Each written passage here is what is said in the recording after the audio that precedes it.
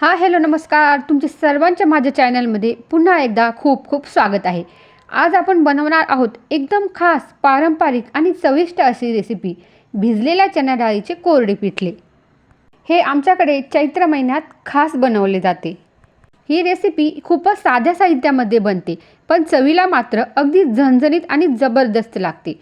खास करून गावाकडच्या पद्धतीने बनवलेलं हे पिठलं खाण्याचा आनंद काही औरच असतो. कधीतरी काहीतरी वेगळं बनवायचं असतं तेव्हाही ही रेसिपी एकदम परफेक्ट आहे. ना खूप कटकट ना जास्त वेळ आणि चव मात्र एकदम भारी. ह्या पिठल्याची खासियत म्हणजे याचं कोरडं टेक्स्चर आणि डाळीचा हलका कुरकुरीतपणा. एकदा खाल की पुन्हा पुन्हा बनवावं असं वाटेल.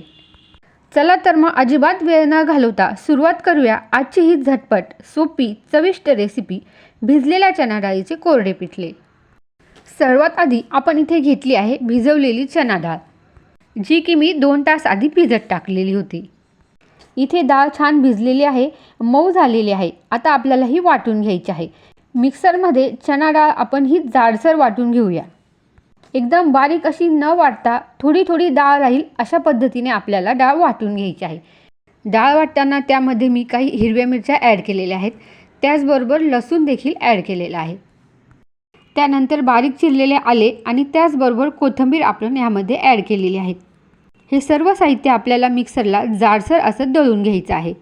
डाळ वाटताना पाणी जितकं कमी टाकता येईल तितकं कमी प्रमाणात टाकावे, जेणेकरून पिठलं बनवताना लवकर असं कोरडं होईल. अशा पद्धतीने जाडसर असं पीठ मी दळून घेतलेलं आहे. आता आपण फोडणीची तयारी करूया. त्यासाठी सर्वात प्रथम मी गॅसवरती कढई गरम करून घेतलेली आहे आणि त्यामध्ये तेल ॲड केलेलं आहे. तेलाचं प्रमाण इथे थोडंसं जास्त असू द्या. तेल छान गरम झालेलं आहे. आता यामध्ये आपण जिरे मोहरी ॲड केलेली आहे आणि जिरे मोहरी आपल्याला छान तडतडू द्यायची आहे आणि ह्यातच दडलेला असतो खरा स्वाद. त्यानंतर आपण यामध्ये हिंग ॲड केलेला आहे. चणा डाळ असल्यामुळे हिंग इम्पॉर्टंट आहे. त्यानंतर 2 ते 3 कढीपत्त्याचे पाने आपण ॲड केलेले आहे. त्यानंतर भरपूर असा बारीक चिरलेला कांदा आपल्याला ॲड करायचा आहे. कांदा तेलावरती आपल्याला खरपूस असा छान परतून घ्यायचा आहे. गोल्डन ब्राऊन होईपर्यंत परतून घ्यायचा आहे. ह्या फोडणीतच दडलेली असती खरी चव, त्यामुळे फोडणी एकदम परफेक्ट झाली पाहिजे.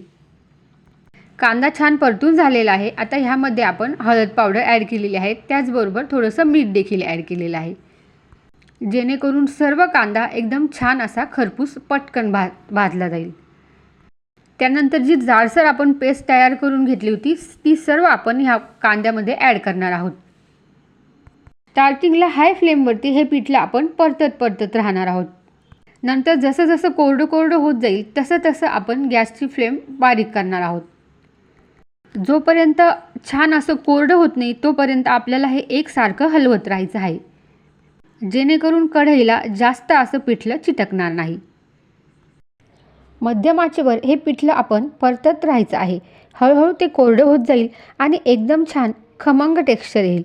आता मध्यम आचेवर आपण हे पिठलं छान परतत आहोत. हळूहळू बघा याचा रंग आणि टेक्स्चर दोन्ही बदलायला लागलेला आहे. डाळीचा हलका कुरकुरीतपणा आणि मसाल्याचा सुगंध एकदम मस्त येतोय. इथे एक गोष्ट लक्षात ठेवा की सतत हलवत राहायचं आहे, नाहीतर खाली लागण्याची शक्यता असते. जसं जसं आपण परततोय तसं तसं हे पिठलं कोरडं होत जाईल आणि एकदम छान खमंग टेक्स्चर तयार होईल. आता जवळपास तयार झालं आहे. बघा किती सुंदर खमंग झालं आहे.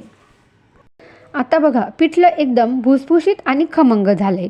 रंगही खूप सुंदर आला आहे आणि सुगंध तर अप्रतिम येतोय. आता गॅस बंद करून वरतून थोडीशी ताजी कोथिंबीर घालूया. बस आपलं गरमागरम चविष्ट भिजलेल्या चण्या डाळीचं कोरडं पिठलं सर्व करायला तयार आहे. तुम्ही ही रेसिपी नक्की ट्राय करा आणि कशी वाटली ते कमेंटमध्ये जरूर सांगा. व्हिडिओ आवडला असेल तर लाईक करा आणि अशाच पारंपरिक आणि सोप्या रेसिपीजसाठी चॅनलला सबस्क्राईब करायला विसरू नका. पुन्हा भेटूया अशाच एका छान रेसिपीसोबत. तोपर्यंत धन्यवाद.